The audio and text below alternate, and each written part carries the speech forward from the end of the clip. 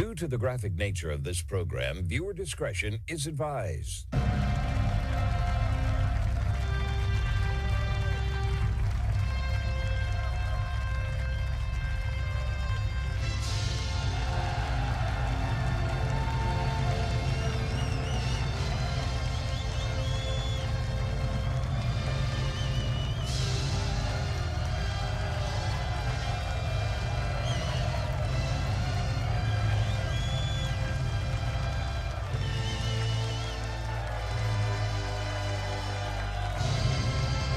Hello, everyone. It is the Wednesday, April 15th, 2026 episode of the Marco Jure Show. Thank you for tuning in to hear today's groundbreaking news right here in America and across the board, where the facts are facts and hard truths thrive. Let's begin the best of radio, informative, uncensored, unapologetic, and ready to go. Folks, today, April 15th, is tax day here in America. Aren't we so blessed? In the land of the free and the home of the brave, we get to pay Uncle Sam a certain percentage of our take-home pay. Isn't that great? Love it. Absolutely love it. You know, I was thinking about this morning when I was putting together today's show. Would the Founding Fathers really want a direct tax put on our wages here in this country? Now, when the Founding Fathers were in their time, obviously this wasn't something that was very prevalent, that a direct, wages given. There was lots of people that were agricultural workers, for example, farmers. Everyone was mostly self-sufficient, primarily in that time. And for about 100 years at least after that. It wasn't until the Industrial Revolution that we have people going to these certain types of jobs where we're clocking in and getting paid a certain wage per hour, for example, and what have you. But would they want you to be taxed on your wage? I really don't think they would. And I only say this because I look through history. And for example, during the Founding Fathers era, there was only two different aspects of a direct tax, and it was on wages. So, for example, in 1798, John Adams, to fund the military preparedness for the war with France, they had a tax on land, on dwelling houses, on slaves. And it was only just temporary. It wasn't something that lasted very long. Then we have the 1813 direct tax. Again, land, houses, and slaves again, to fund for the War of 1812 and what we spent during that time. So Congress appropriated a tax among the states based on population and required by the Constitution, as always. This is how they went and did this. But there was never a direct tax on just simply you going to work and you getting paid and then you have to owe the government what you earn.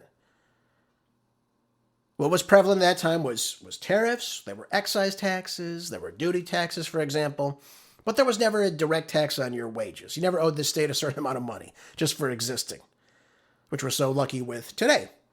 So I only bring this up to you just to give you the idea that would the Founding Fathers have approved of the 16th Amendment, which Woodrow Wilson gave us in 1913? I don't think so. They went to war over a, 1% increase tax on tea, for God's sakes? Now, I don't see this at all being something they would be in favor of. And by the way, Trump, who likes tariffs so much, okay, he likes tariffs, fine. Make sure you go through Congress. It's the only way I say you have to go about it. That's what the Constitution tells us. But if you like tariffs, if this is how you want to collect money for the government, which he boasts so much that we've gotten billions of dollars doing, get rid of the federal income tax. He's done a great job of doing no tax on tips, which I think is a good thing. No tax on Social Security, another good thing. Why doesn't he just extend it to everybody? Why stop there? Folks, you have to understand something. We have so many taxes today, by the way. Tax on land, tax on, state income tax, depending on where you live, federal income tax, sales tax, this tax, that tax. I mean, it's just endless, really, when you look at it. You're taxed so many times over. And, we think about where we are as a people. People can't afford certain necessities that they want.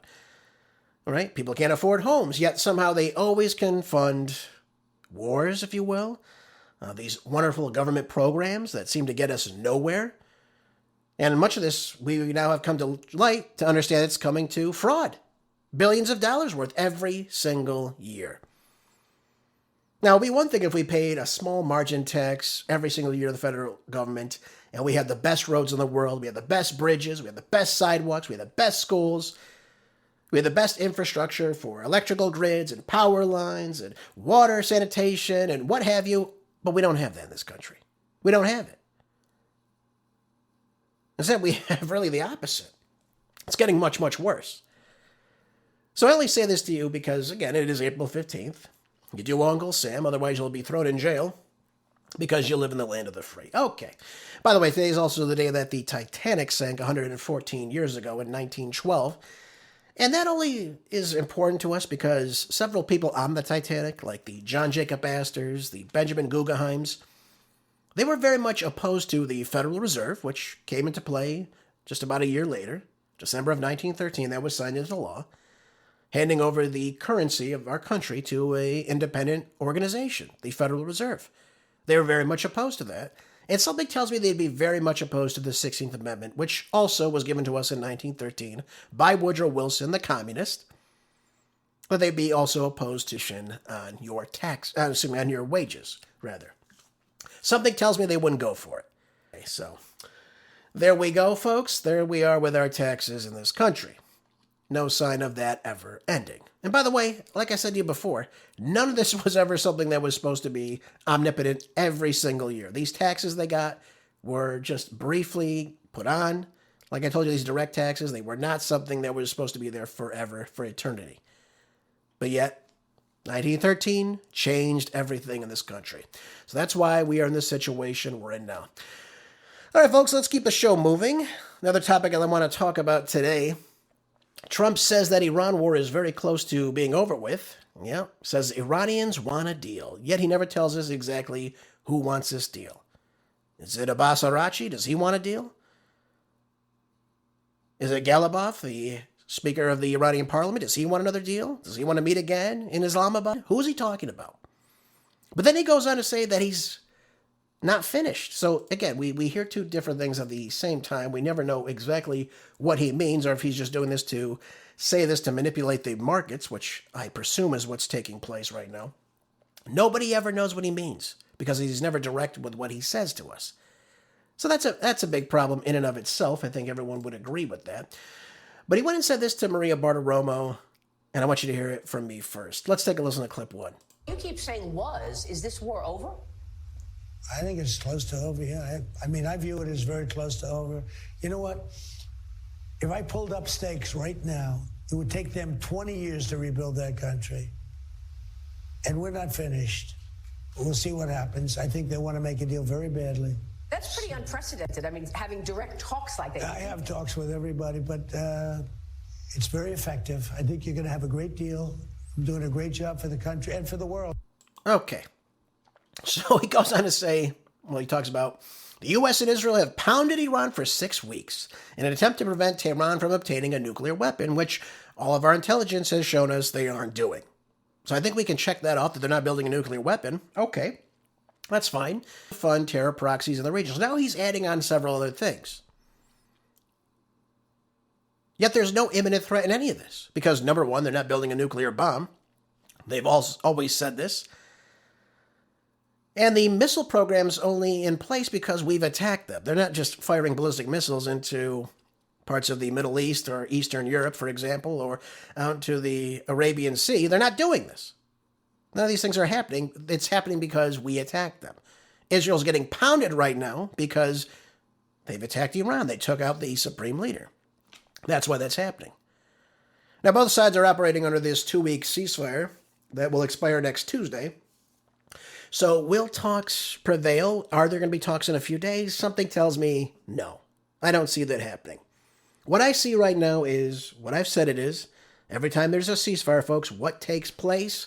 We see the other side rearming, obviously do things that benefit them to have an edge in the current conflict of which they're in. What do I mean by that?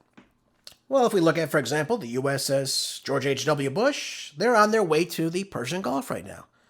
The only problem is they're taking a detour because they don't want to go through the Red Sea because they fear the who's coming to a halt, that things are looking optimistic, that they're coming to an end anytime soon. No. It looks like we're trying to get our pieces all in the same place so we can have this war continue on in our favor. That's the way I see it. Obviously, if we were winding things down, we wouldn't be doing that right now. You also wouldn't see, for example, the fleet creating a naval blockade around the Persian Gulf if things were cooling down right now. If we felt we've achieved our objectives, which we've never completely outlined. Now, he just said a couple things there. The nuclear bomb, which they're not building. The ballistic missiles are only there to deter, obviously, attacks on Iran. So if you don't attack Iran, guess what? They're probably not going to hit you with ballistic missiles. And as for funding proxies in the region, well, this is where Trump has to constrain Israel, who is attacking its neighbors in Gaza right now, in Lebanon. They're now threatening Turkey. They've bombed Syria. They've bombed Iraq. They are the force in the region, folks. So if Trump can constrain Netanyahu, which I don't think he can, then we wouldn't have these issues, right? There would be no supporting these proxies in the region that are defending their people. Of course, they're called terrorists on mainstream media, but this is what it comes down to.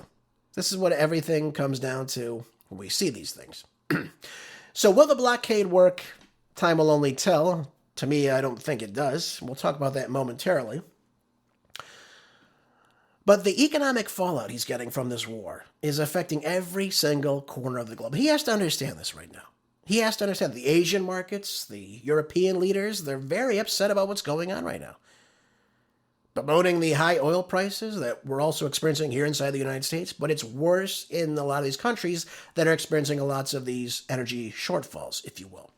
So he's got that to deal with. The average price of gas in America now is $4.10. It was only about $3 at the start of this war. So we're about $1.10 higher just for the average price of per gallon of gas here in this country. I don't see it going down because I don't see this war ending anytime soon. As this war continues to go on, and as we sell more of our own oil, what do you think that's going to do when we have less supply in this country? The price is going to have to go up. Look at the price of diesel right now. Parts of California, the Central Valley, it's $10 a gallon. What do you think that's going to do to the price of the goods that those truckers are shipping? They're going to go up. Everything has got to be offset by what's taking place right now. When you offset the oil prices, it's going to start going up. Now, he swears that the price of oil is going to be coming down very soon once this is over, but we don't have no idea when this is going to be over with. In fact, he just said the other day that expect the oil prices to be at this level until possibly November. Well, if he does that, he's going to blow the midterms. If he does this, he's going to blow the midterms, folks. There's no other way for me to say this to you. But this is what we're dealing with right now.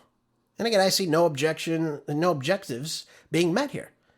Iran is not backing down. They're not going to just kowtow to us. They're not going to stop funding their allies in the region, just like we don't stop funding Israel.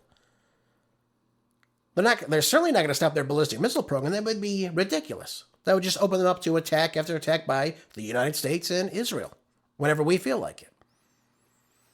And by the way, let me just point this out to everybody really quickly, just in case you think I'm being a little bit facetious or boasting that the United States is acting in bad faith right now.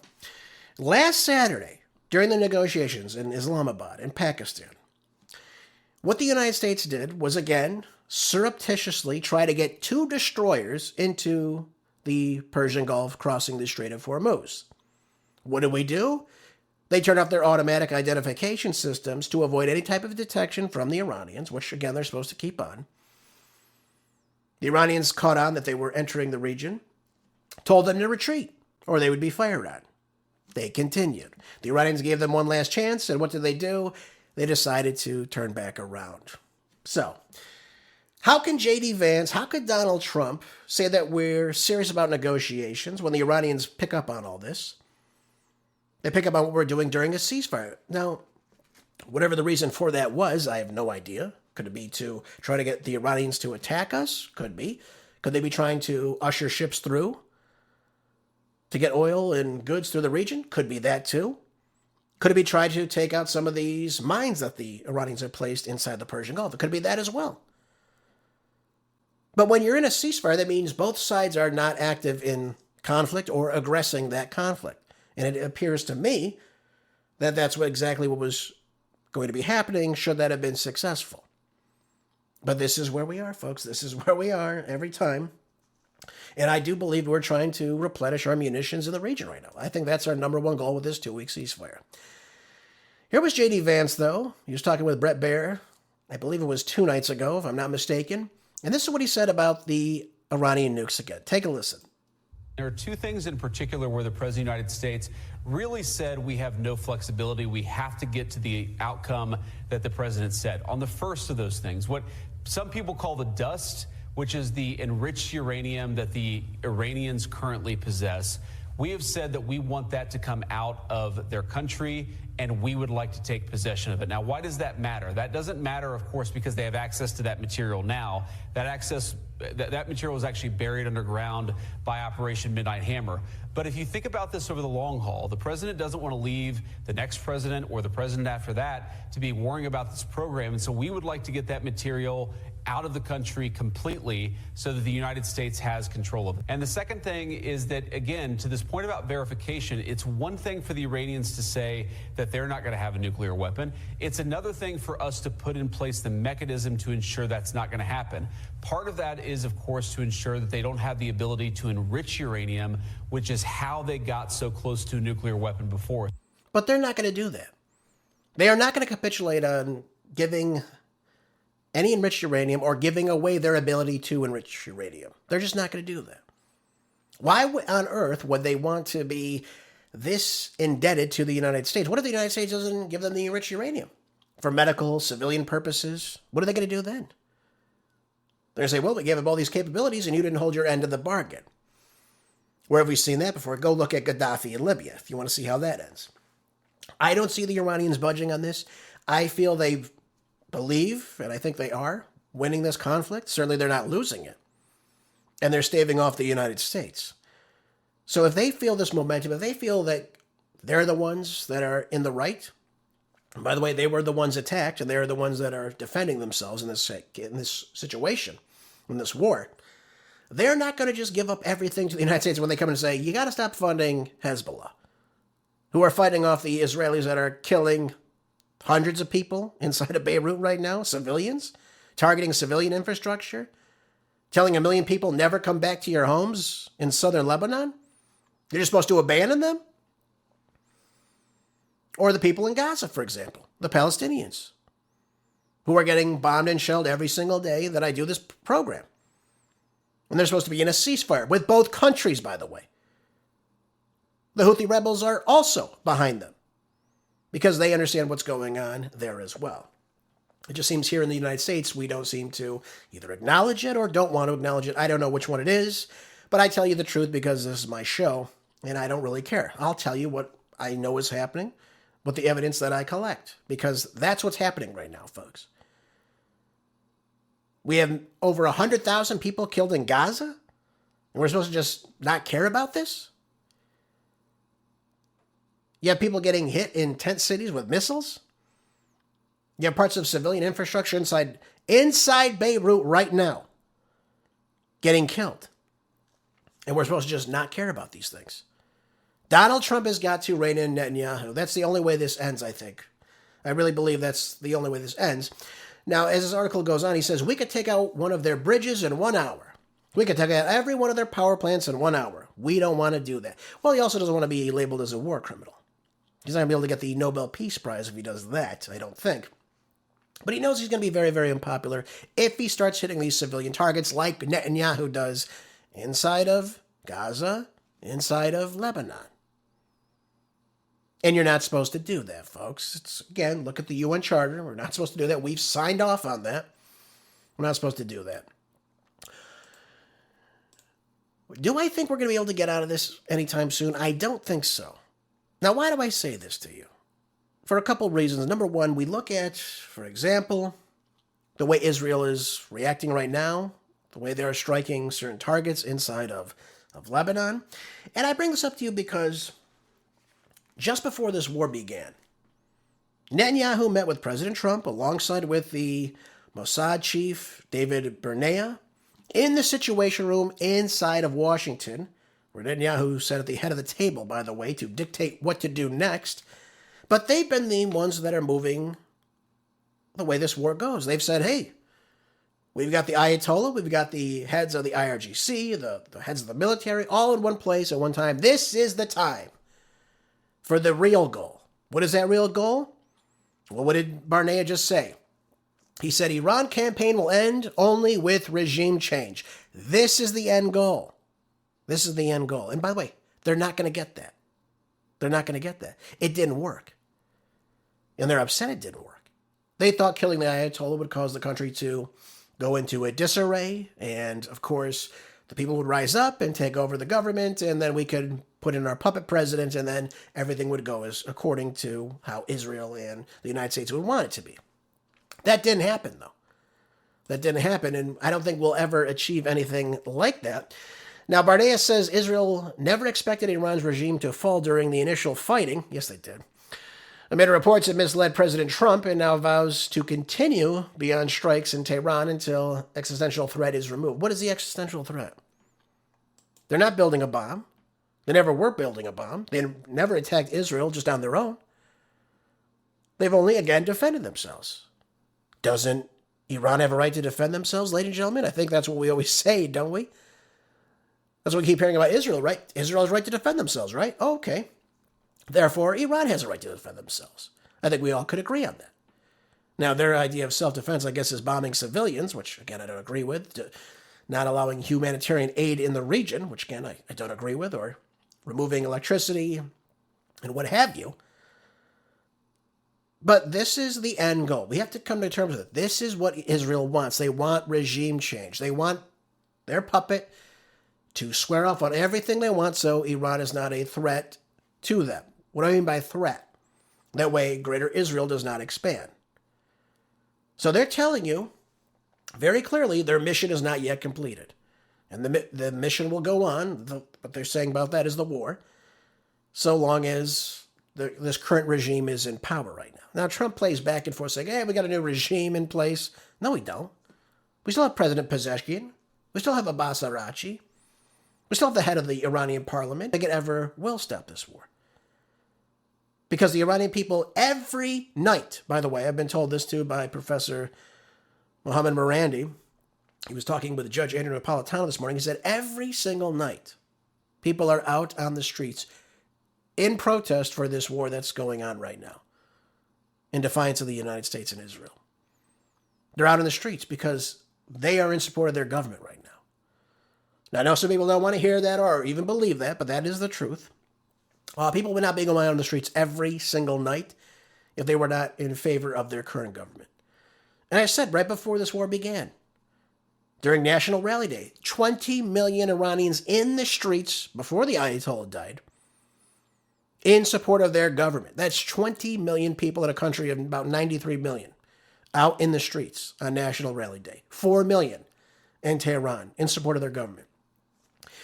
So the Western press likes to tell you that the government's unpopular, the government is not seen in a positive light, their government attacks its own people, they've killed 45,000 people now. Again, ridiculous, folks, ridiculous.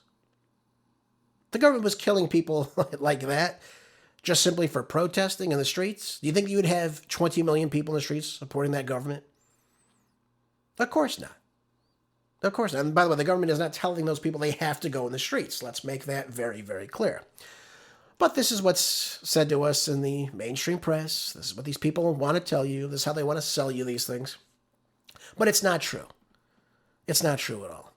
And by the way, the Iran military has now threatened Red Sea shipping if the U.S. blockade continues, which again is not good for the Egyptians. They're not going to like this at all. And this will not be good for Saudi Arabia. How are they going to get their goods out of the Red Sea? They're not. And it's going to be more problematic as time goes on to get the shipping to what it needs to be. So Trump is playing a game of, I guess, Russian roulette with them. Who's going to blink first? I don't know. But this is going to be very, very detrimental, again, to the global economy, because that strait is very important for not only oil and liquefied natural gas, which is crucial, but also helium, aluminum, urea, a lot of these things that are necessary for many of these countries to have. Fertilizer. Look at the 60% of farmers, ladies and gentlemen, in this country are saying that their prices are going to be offset because of the lack of fertilizer coming in, because we've choked off 20% or so of the supply that comes to the United States. Now, to other countries, it might be different, but we're choking off a great deal of that supply, and we need it. We need the urea. We need the nitrogen. We need these things for crop production. And if they don't get it, or if the price has to go up, guess what? It has to go up also. The price of your goods at the store now. Just thought I would bring that up to you as well. And by the way, we're sending these naval ships into the region now, supposedly. Now, they're supposed to be either in the region now or will be heading there momentarily. But this is no good. We're trying to send in these sweepers that go through and will try to remove these mines that the Iranians have placed inside the Persian Gulf. I don't think this is going to go well for several reasons. What do you think? The Iranians are just going to let these ships traverse through the Persian Gulf now? This is out of the war zone. It said flurry of Navy minesweepers appear to be heading towards the Middle East now. Now, it's unconfirmed if they've actually gone through with this or if they're in the region yet. But we've got some of these ships coming from ports in Japan, some coming from the Pacific Ocean and that area. And it comes as President Trump and other officials say that there's an operation in clearing these Iranian mines from the Strait of Hormuz, which would essentially allow it to be fully reopened and get this critical waterway back up and running. I don't think the Iranians are going to allow this to happen. I really don't think that's going to happen, because why would they allow our ships to come in and start removing these? And by the way, it opens up them for lots of danger. If these ships cross through and they're not supposed to be there, do we think that the Iranians are not going to fire on them or give them the ultimatum to fire on them? We have to think about that, of course. So I don't know how that's going to end. The USS Tulsa reportedly is spotted sailing west after weeks in Singapore. So it looks like we're going to try to do this. This is how we're going to try to open up the strait. Again, I don't think it's going to go very well. I just don't see that as something that's going to be very positive for our ships or for our troops in the region. It's certainly not going to go well. And by the way, just to end on this, Iran state media claimed on Wednesday that the bulk carrier transporting food supplies and an Iranian crude oil tanker had entered the Iranian waters after transiting the Strait of Hormuz, hours after the U.S. military commander said that the blockade had been fully implemented. Now, the Iranian news agency said that the supertanker was capable of transporting some 2 million barrels of oil, had sailed through international waters and the Strait of Hormuz with its tracking system switched on without any concealment. So that means they didn't try to turn it off. They didn't try to throw up a different flag. But are we actually even implementing this blockade right now? Now, we're told it's in effect. But what's really happening? How are we supposed to enforce this? You have 4 different vessels. Excuse me. 12 to 15, if you will. And how are we going to stop them? Are we going to take these freighters away from our aircraft carriers to go and approach a ship? And what happens if they don't stop? Are we actually going to sink some foreign countries' vessels? Folks, that would be a declaration of war. Let me just start with that. That would be a problem. And then what are you going to do if you stop these ships? What? Push it back to the Persian Gulf? Take the ship? Take the supplies on it? Nothing is going to end positively with this. Let me just put that to you. And again, I still don't think we're going to be able to really enforce this. By the way, out of the U.S. Sun, we see that China now has seemed to have defied the U.S. naval blockade outside of the Persian Gulf. There's something else that's very, very interesting, too. It says here that China has brazenly breezed past Donald Trump's Strait of Hormuz blockade with its US-sanctioned tanker passing by American warships unchallenged. So are we enforcing this or are we not enforcing this? The first ship, the Rich Starry, to cross the Strait of Hormuz unscathed was this Chinese vessel, leaving a UAE port, waving a Malawi flag, leaving with the Iranian toll paid. So it seems like things are still going as is. Now, it's not said if any Iranian ships have tried to traverse the strait since this naval blockade, but it seems like other ships are able to do so and are not being stopped. Now, it says here in this article, the U.S. Navy has deployed a fearsome armada of destroyers, sonar ships, and minesweepers to the 24-mile wide choke point. But again, they're not stopping these ships. If the Chinese tanker, which, by the way, has been sanctioned by America since 2023 for dealing with Iran, has passed through the waterway, are we really stopping these ships then? It says here that the vessel did not enter the blockaded area, which only prevents travel to and from Iranian ports, but sailed by a U.S. fleet, which would have had the capacity to halt the sanctioned ship. So are we still allowing sanctioned ships to go through if they're just not coming from Iranian ports? It's unknown what's exactly happening. And by the way, the ship departed with 250,000 barrels of methanol on board, and satellite data showing it was on its way to the Strait, led speculation to an almighty naval clash could be on the cards. So it doesn't look like we're stopping these ships, even though some of the media is depicting that we are. So again, I don't know if this is just the U.S. trying to say, hey, don't go in, we're going to stop you. Again, if this is all bluster or bluff, I don't know. But it seems like we're not stopping these ships. And again, I think that's a good thing, because if we try to, I think there's going to be very, very detrimental, because if our ships get too close, let me just point this out to you. I talked about this yesterday. If our ships get too close to that strait, they are in range of the Iranian missiles from being hit by them. That's what it comes down to. So if Iran starts to launch missiles, which they've claimed they would, this could be very detrimental to our ships in the region, and of course our military men in the region as well. Not a good thing. I don't think anybody wants that.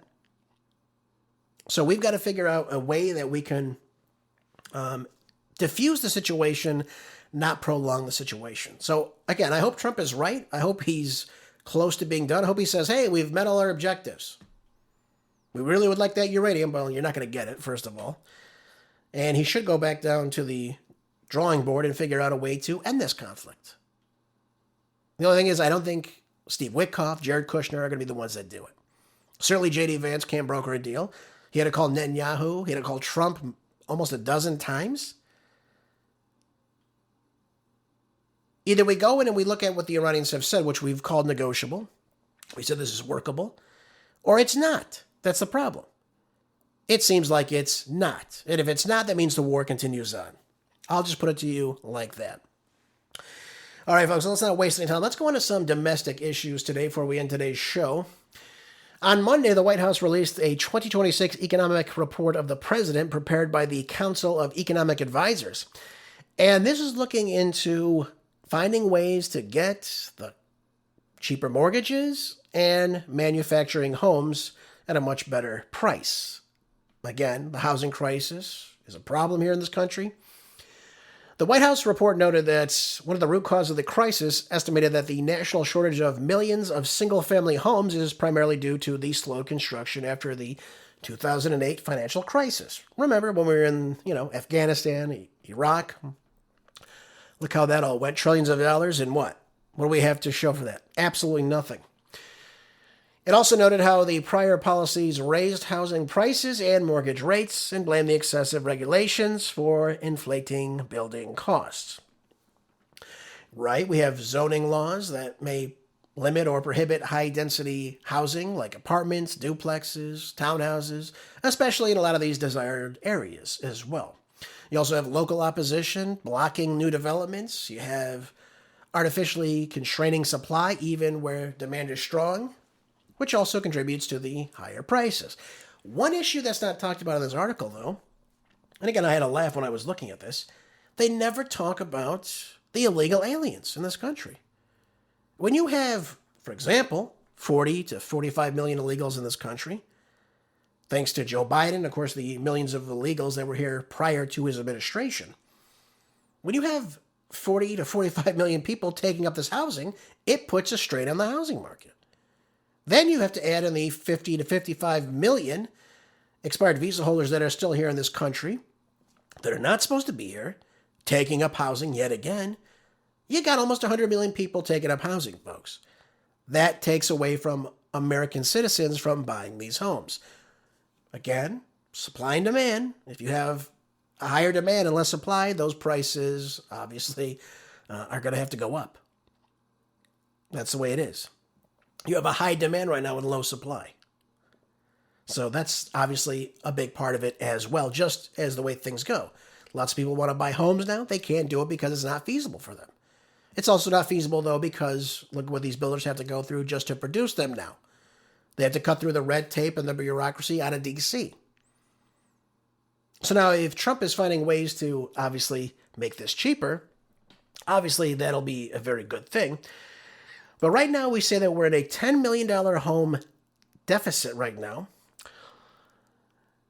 President Trump wants to take these direct steps to make these mortgage rates cheaper for Americans by directing Fannie Mae and Freddie Mac to purchase some $200 billion in mortgage-backed securities. Now, what does that mean when we talk about things like this? What he means is he wants them to buy these mortgages that the banks have already issued.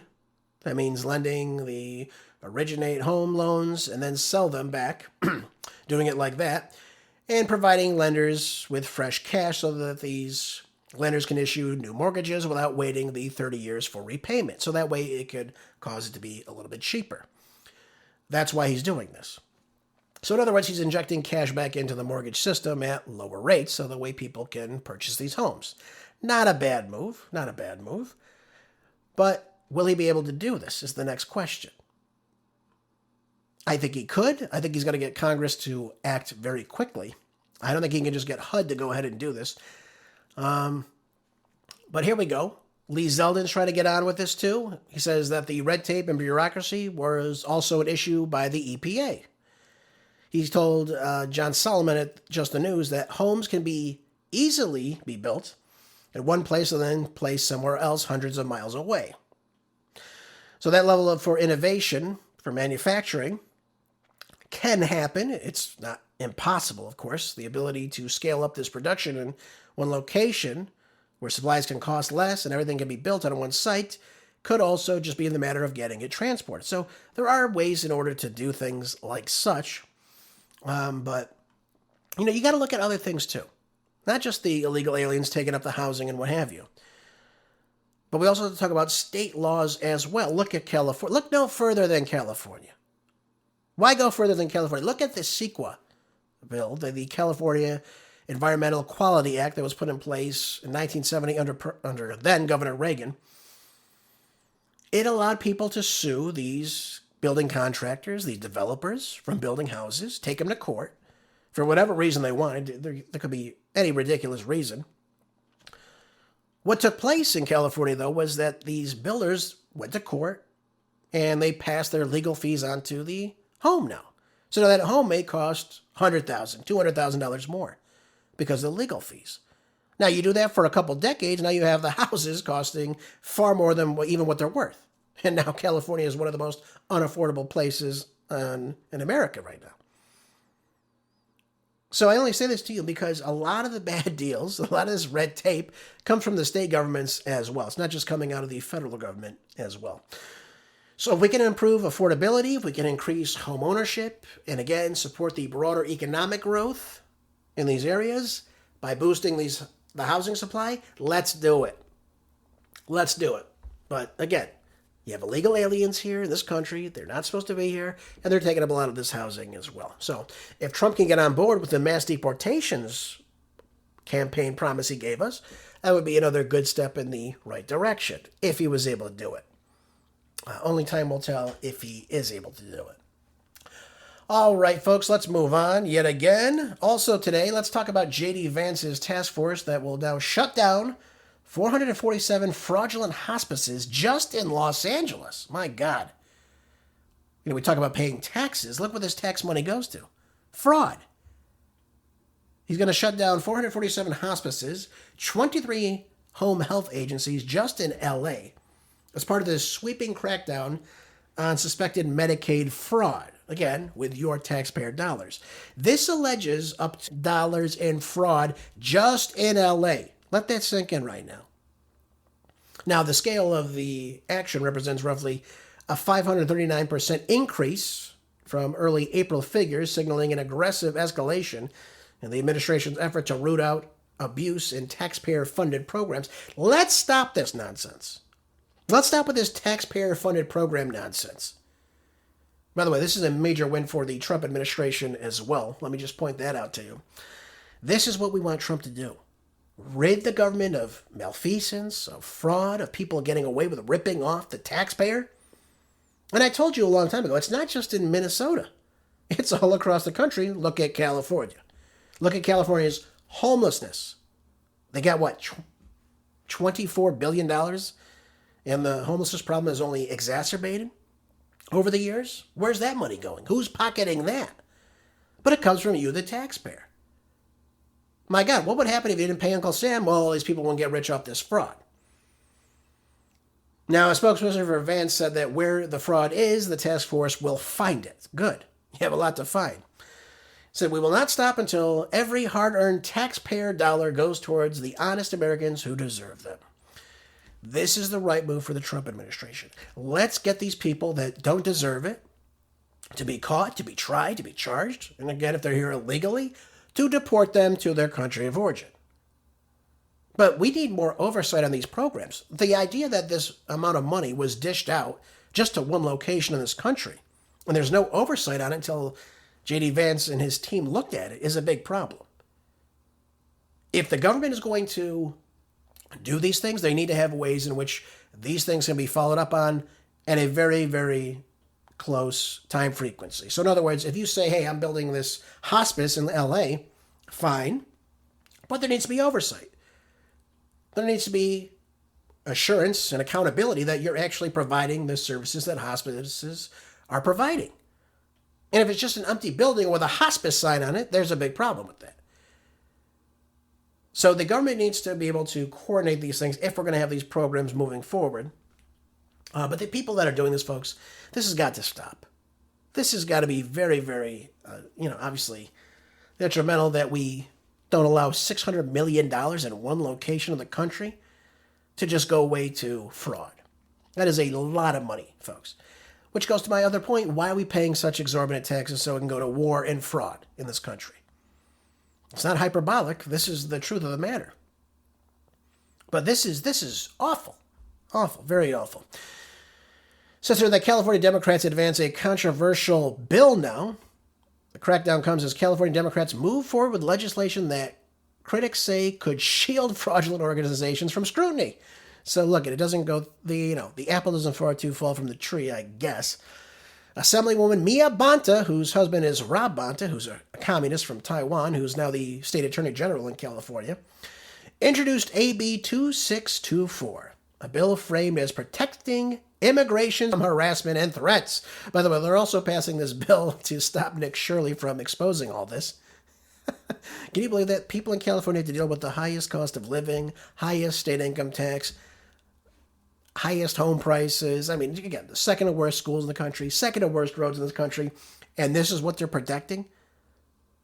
The number one worst state to do business with by Forbes year after year, and this is what they're focusing on? Protecting immigrant support services from harassment and threats. What a bunch of crap this is. Look at this, already passed the key committee by an 11-2 vote. No kidding, of course not. It's a supermajority in Sacramento. They get their crappy bills passed. They protect these people that are ripping off the state, and of course the federal government as well.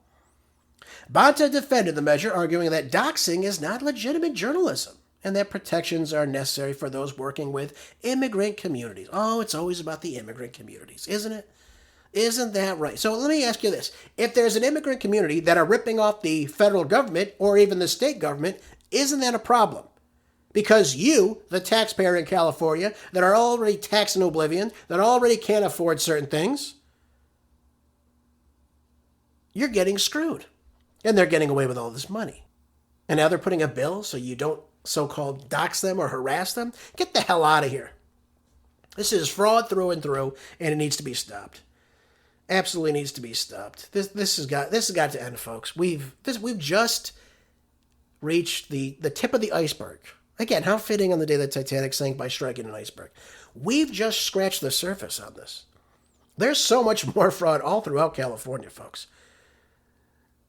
All you have to do is go look for it, and you'll find it. It's not too hard to do.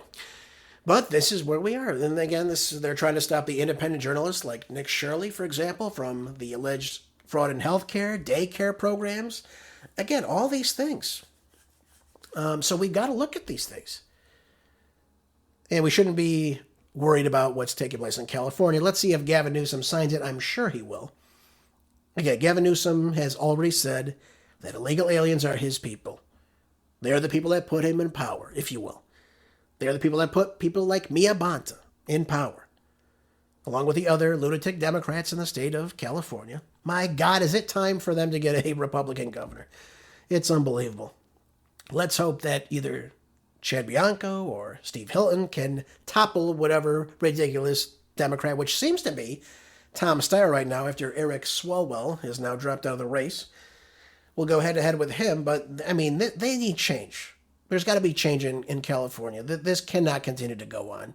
This type of fraud, the way that the state is run into the ground time and time again, things have got to change, and they really haven't had any type of Republican leadership for almost, 15 years now at least? So it's been, it needs to end.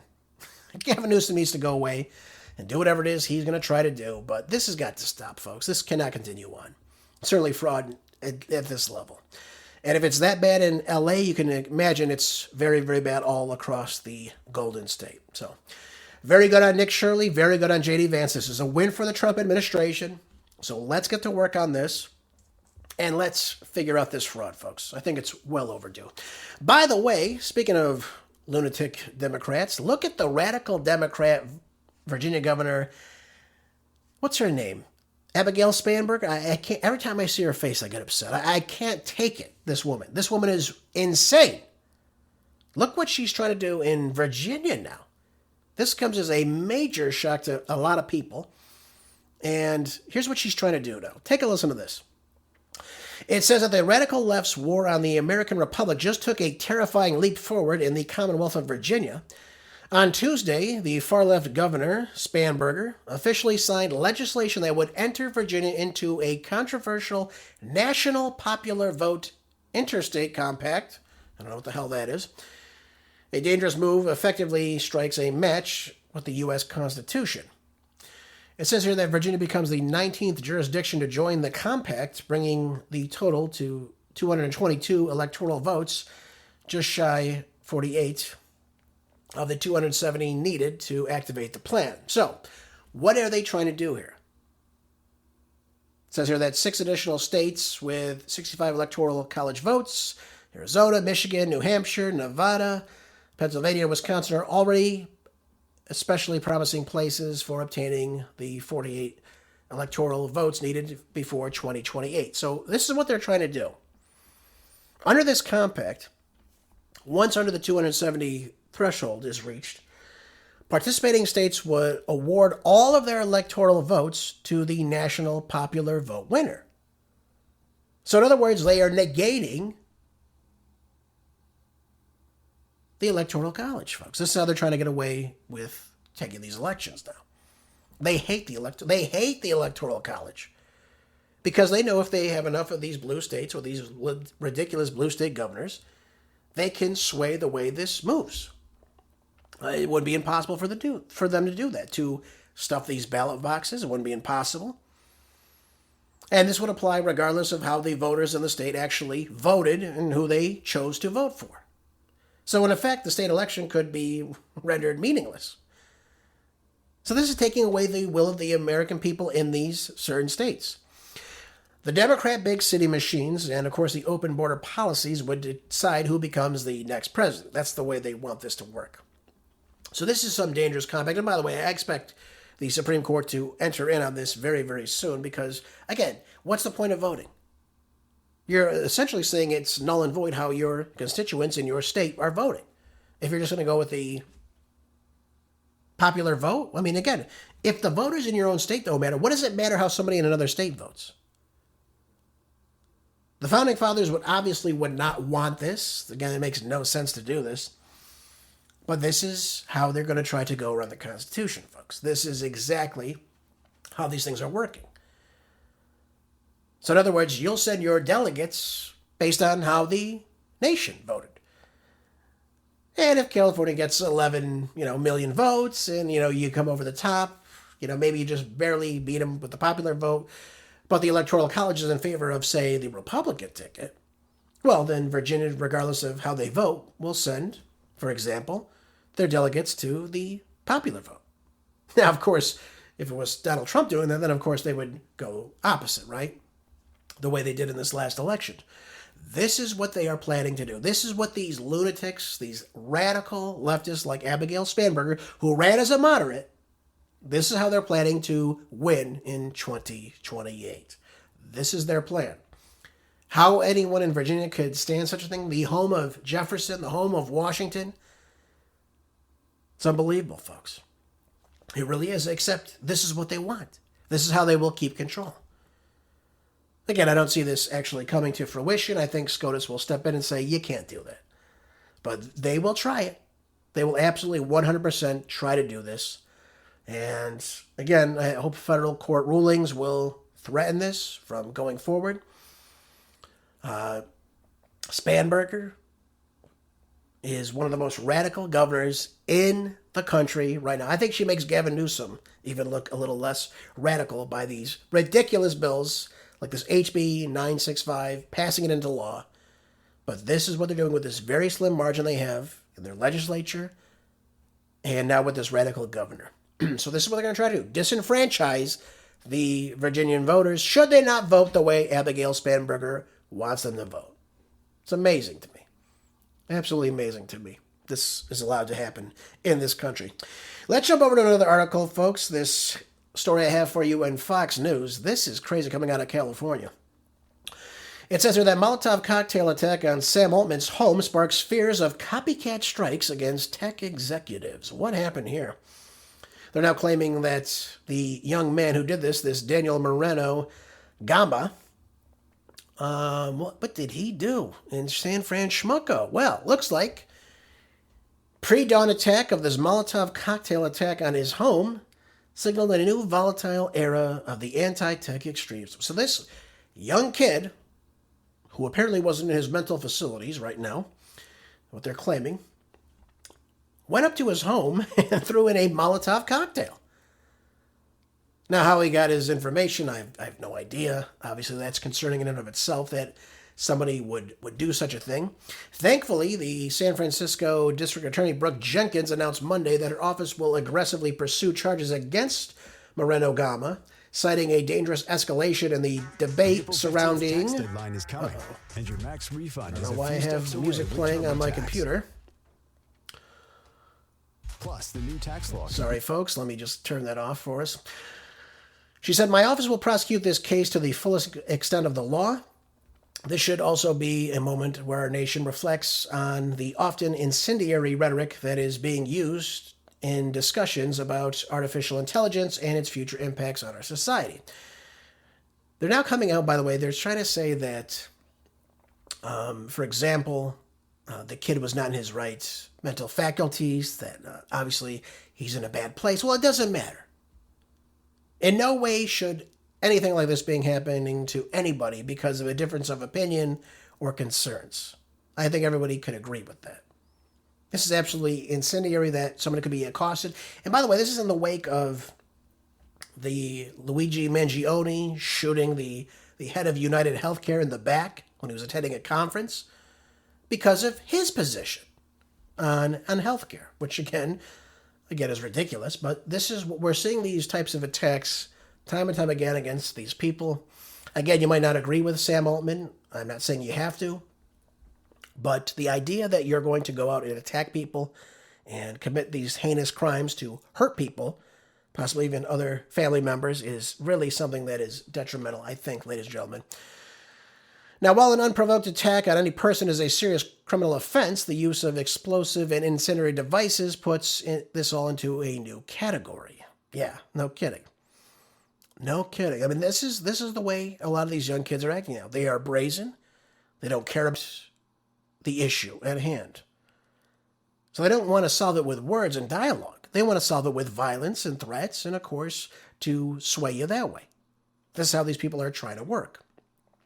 So hopefully the book is thrown at this young man, this 20-year-old suspect now, and hopefully this will end. I don't have anything really more to say to you about this, but again, this is what's taking place time and time again. We saw this with the threats against Supreme Court justices, people showing up to, for example, Brett Kavanaugh's house, coming from California to commit some act of violence against the justice at his house. Again, this is all being cooked up by what's taking place in terms of rhetoric. And again, I'm not saying I'm for AI taking jobs. I'm not. But we solve this with good legislation and obviously good debate. We don't solve this with violence and throwing Molotov cocktails at Sam Altman's home early on Friday morning. Just simply not anything that's going to be positive, folks. Certainly not for the people involved in this. So I'm happy to see that Brooke Jenkins is going to go after this kid. He's traveled from Texas, folks, by the way, to San Francisco with the intent to kill Sam Altman, according to this federal criminal complaint. And of course, now he faces this litany of charges, including attempted premeditated murder of both Altman and a security guard, attempted arson, and possession and ignition of a destructive device in order to have the intent to kill. So there we go. People traversing states to commit acts of heinous violence, folks. So we need this violence to be toned down. We need this rhetoric to be stopped. Of course, we want debate. But of course, we don't want people to carry out these violent acts against American citizens at any juncture. Oh, by the way, folks, since we only have a few minutes remaining, I do want to say one thing before we close and shift over to another topic, though. Let's talk about the Biden-era FDA. Let's talk about this article I have for us in ZeroHedge today. This is amazing to me. Talking about the safety and efficacy about the COVID vaccine. We talked a little about the COVID vaccine just the other day. And it says here that the Biden FDA knew about the COVID vaccine stroke risk and kept Americans in the dark about it. Senate Republicans are now investigating, going over roughly 2,000 pages of federal documents. What they found is beyond damning. It says here the FDA and the Center for Disease Creation and Production, the CDC, their officials under the Biden administration identified a significant stroke risk tied to the Pfizer COVID-19 booster in seniors, ladies and gentlemen. Imagine that. Never said a word about this to the American public. In fact, they coerced you in many ways. They try to go through OSHA to make people, for example, these business owners, to use their ability to force employers to allow the employees to go through and take these shots against their own will. You want to keep your job? You take the shot. Don't worry, we did enough safety testing. Don't worry about it. Don't worry about it when you go in. It's under emergency use authorization. You have no idea what's in it, but take it anyway. This is disgusting. These are the people the Trump administration needs to go after and say, hey, you had this information withheld? That's against the law. You can't force people, first of all, to take a shot against their will. Violates the Fourth Amendment. But really, again, you're hiding this information that this could be detrimental to your own health, especially to elderly people. Now, Senator Ron Johnson of Wisconsin, who is the chairman of the Permanent Subcommittee on Investigations, sent a formal letter to HHS Secretary Robert F. Kennedy Jr. laying out the evidence. Yep. It says here, the HHS records show as early as October of 2022, federal health officials identified a potential connection between the Pfizer-BioNTech COVID-19 booster and stroke for individuals over the age of 65. Disgraceful. Absolutely 100% disgraceful. The idea that they would allow this technology to go out there for people to use under emergency use authorization when the Biden administration said they wanted to, again, push this on people, right? They put all these ads out. They prevented freedom of speech, any dialogue about this to move forward. And yet they downplayed the vaccine-induced risk of myocarditis, pericarditis, obviously stroke, obviously heart attacks, folks. I mean, all these things are very, very serious. And you're thinking your government is protecting you when in reality, they were hiding the information from you. Especially these massive corporations, for example. In April of 2021, we look at Johnson & Johnson pausing their vaccine due to blood clot concerns. Again, They still issued the vaccine first, so people were still able to take it, but here we are. People are still taking these shots. And at the time of the pause, 6 cases of the severe blood clots had been reported out of the nearly 7 million doses administered that were probably attributed to it. Again, folks, we haven't seen the end of this. I gave you the information that Edward Dowd gave us, that 5,000 people a week were dying as of results because of these COVID vaccinations. And I don't say that in jest, folks. This is exactly what is happening in this country right now. So we got to be diligent on this. We got to hold these people accountable, and I hope the federal government will do so. And I hope RFK Jr. will do this, because this is not right that we're afflicted with this. Folks, thank you for being here today. Thanks you for filling in, and again, staying up to date on everything that's going on. Hope you'll share the show with some friends. Make sure you're keeping your minds and bodies sharp, storing up on whatever you need. I'll see you back here tomorrow for more groundbreaking news on the next Marco Dre Show. Until then, be good, stay busy, God bless.